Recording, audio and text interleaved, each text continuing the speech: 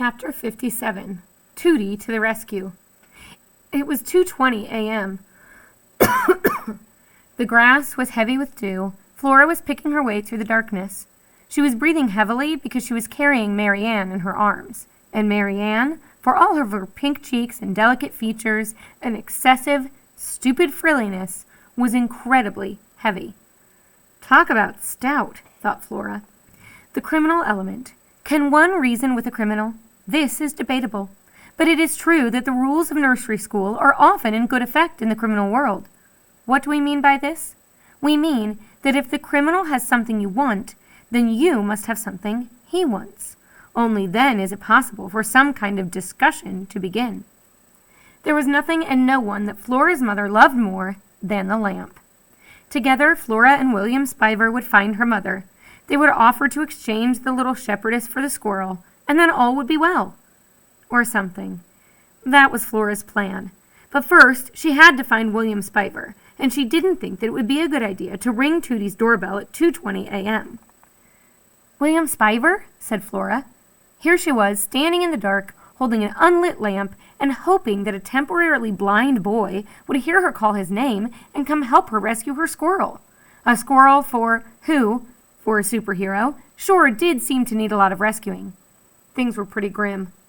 "William Spiver?" she said again. "William Spiver." And then, without really intending to, she started saying William Spiver's name over and over, louder and louder. "William Spiver, William Spiver, William Spiver, William Spiver, William Spiver, William Spiver." There was no way he would be able to hear her, of course. She knew that. But she couldn't make herself stop. She just stupidly, idiotically, hopefully, kept saying his name. "Flora Bell? William Spiver, William Spiver, William Spiver, Flora Bell. William Spiver, William Spiver, William Spiver, Flora Bell." And there he was, standing at a darkened window, conjured, apparently, by her need and her desperation, and her words. William Spiver. Or at least the shadow of William Spiver. "Oh," said Flora. "Hello." "Yes, hello to you too," said William Spiver. "How lovely of you to visit in the middle of the night."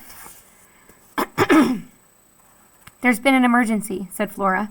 "Right," said William Spiver. "Let me just put on my bathrobe." Flora felt a familiar prick of irritation. "It's an emergency, William Spiver. There's no time to waste. Forget about your bathrobe." "I'll just put on my bathrobe," said William Spiver, as if she hadn't said anything at all. "And I'll be right there. Wherever there is. It is shockingly difficult to locate even the most obvious things when one is temporarily blind. The world is very hard to navigate when you can't see. Although, to be perfectly frank, I had trouble navigating the world even before the advent of the blindness. I've never been what you would call coordinated or spatially intelligent. It's not even that I bump into things. It's more that things leap out of nowhere and bump into me. My mother says that this is because I live in my head, as opposed to living in the world. But I ask you, don't we all live in our heads? Where else could we possibly exist? Our brains are the universe. Don't you think that's true? Flora Bell? I said it's an emergency. Well, then, I'll just put on my bathrobe and we'll sort it all out.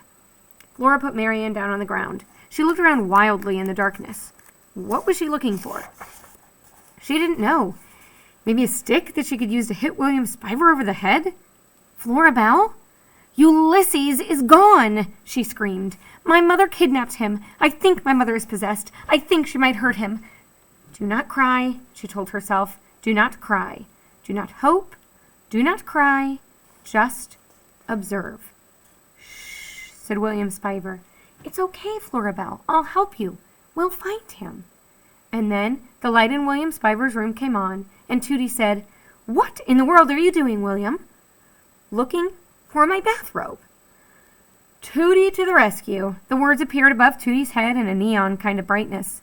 Tootie, shouted Flora. It's an emergency. My mother has kidnapped the squirrel. Flora? Said Tootie. She stuck her head out the window. Why do you have that awful lamp? It's complicated, said Flora. Again with the lamp? Said William Spiver. What in the world is the meaning of the lamp? My mother loves the lamp, said Flora. I'm holding it hostage. Desperate times call for desperate measures, said Tootie. That's right, said Flora. It's an emergency. I'll just get my purse, said Tootie. Chapter 58. Nothing personal. It was dark. Very, very dark. And there was the smell of smoke. Flora's mother had him in a sack, and the sack was flung over her back, and she was walking somewhere, and it was very, very dark. At the last minute, Flora's mother had picked up the piece of paper with his poem on it and thrown it into the sack along with him. Was this meant as a kindness? Was she mocking him? Or was she merely covering her tracks? The squirrel didn't know, but he held the crumpled ball of paper to his chest and tried to comfort himself. He thought, worse things have happened to me. He tried to think of what they were. There was the time the pickup truck had run over his tail. That had hurt very much. There was also the incident with the BB gun, and the teddy bear, and the garden hose, the slingshot, the bow and rubber arrow. But everything that had happened before paled in comparison to this, because there was so much more to lose now. Flora and her round and lovable head, cheese puffs, poetry, giant donuts. Shoot! He was going to leave the world without ever having tried a giant donut. And Tootie had said that she was going to read poetry out loud to him. This would never happen now either. It was very dark in the sack. It was very dark everywhere. I'm going to die, thought the squirrel. He hugged his poem closer, and the paper crackled and sighed. This is nothing personal, Mr. Squirrel, said Flora's mother. Ulysses held himself very still. He found this sentiment difficult to believe. It really has nothing to do with you, said Flora's mother. It's about Flora Belle. She is a strange child, and the world is not kind to the strange. She was strange before, and she's stranger now. Now she's walking around with a squirrel on her shoulder, talking to a squirrel, talking to a typing, flying squirrel. Not good. Not good at all. Was Flora strange? He supposed so. But what was wrong with that? She was strange in a good way.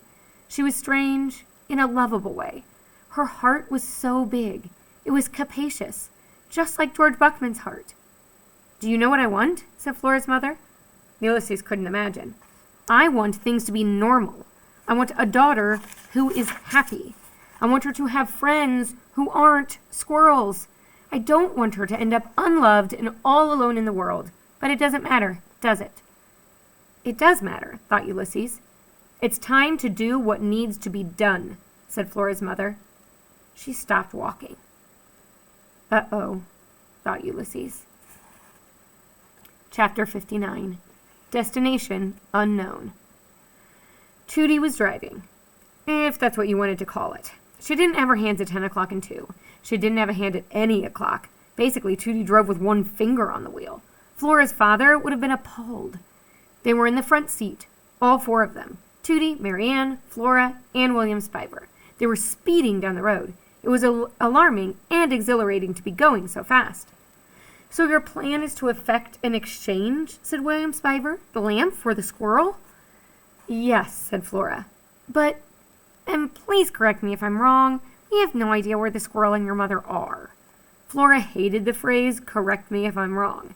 In her experience, people only said it when they knew they were right. Ulysses! Tootie shouted out her open window. Ulysses!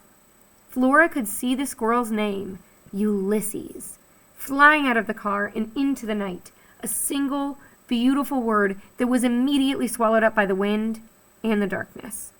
Her heart clenched. Why hadn't she told the squirrel she loved him?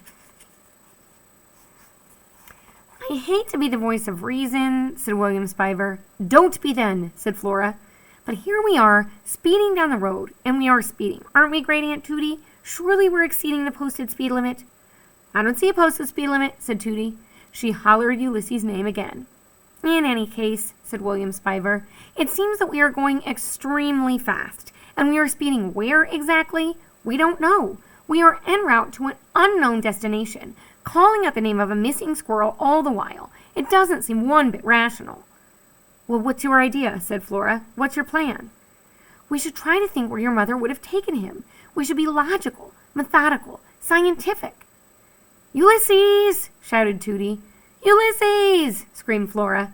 Saying his name won't make him appear, said William Spiver. but saying William Spiver's name over and over had made him appear. Then Flora knew from Terrible Things Can Happen to You, or this, Flora knew from Terrible Things Can Happen to You, was magical thinking, or mental causation. According to Terrible Things, it was a dangerous way to think. It was dangerous to allow yourself to believe that what you said directly influenced the universe. But sometimes it did, didn't it? Do not hope, Flora thought, but she couldn't help it. She did hope. She was hoping. She had been hoping all along.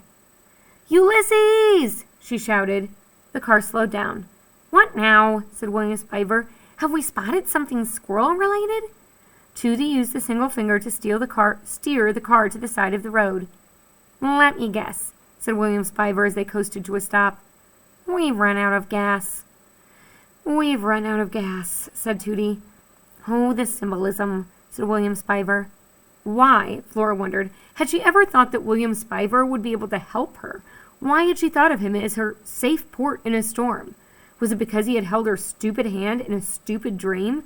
Or was it because he never shut up and she couldn't give up on the idea that he might actually say something at some point that was meaningful, helpful?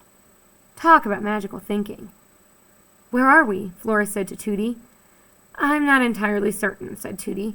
"Great," said William Spiver. "We are lost. Not that we know where we were going to begin with." "We'll have to walk," said Tootie. "Obviously," said William Spiver. "But walk? Where?"